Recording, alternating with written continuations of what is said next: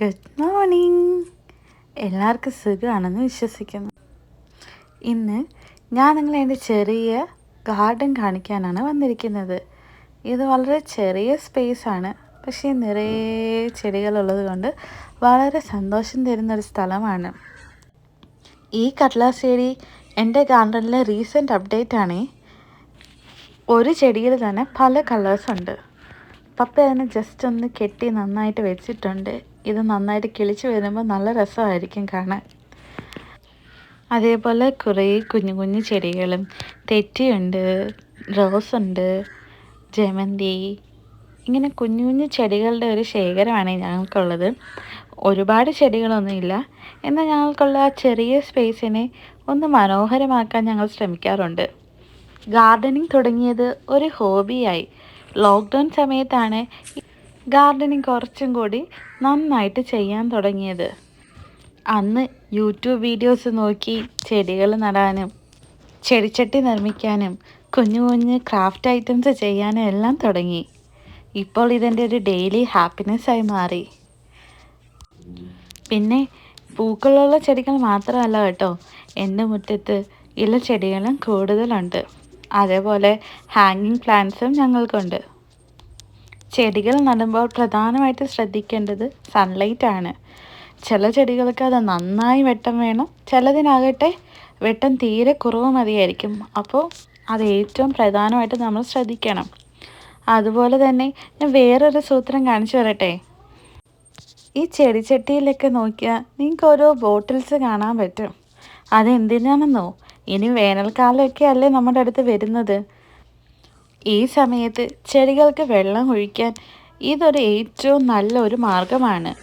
ഈ കുപ്പിയിൽ വെള്ളം നിറയ്ക്കുന്നത് അത് ചെറിയ ചെറിയ ഡ്രിപ്സ് ആയിട്ട് ഈ പ്ലാന്റ്സിലേക്ക് എത്തും. അപ്പോൾ ആവശ്യത്തിന് വെള്ളവും കിട്ടും, ഓവർ വാട്ടറിങ്ങിൻ്റെ ആവശ്യമില്ല. എനിക്ക് ഗാർഡനിങ്ങിൽ ഏറ്റവും ഇഷ്ടമുള്ളത് എന്താണെന്നറിയാമോ? രാവിലെ എഴുന്നേറ്റ് കുറച്ച് സമയം ഈ ചെടികളോടൊപ്പം ചിലവഴിക്കുന്നതാണ്.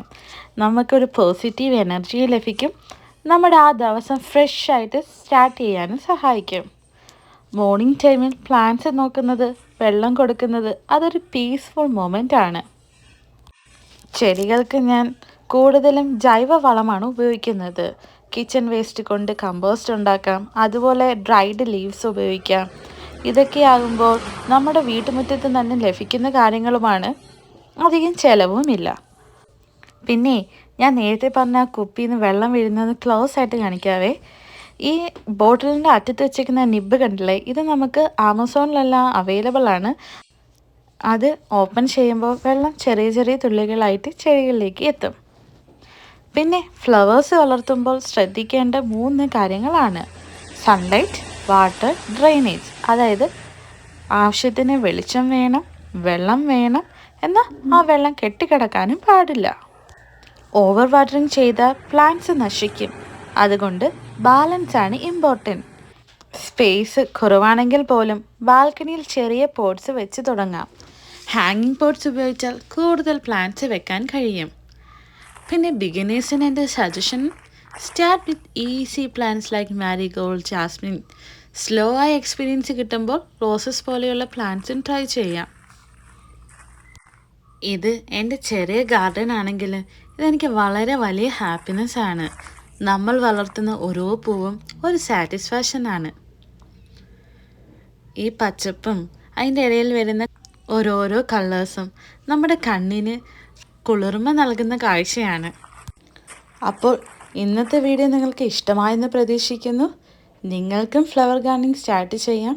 ട്രൈ ചെയ്യൂ. You will love it. Thanks for watching. See you next video. Bye.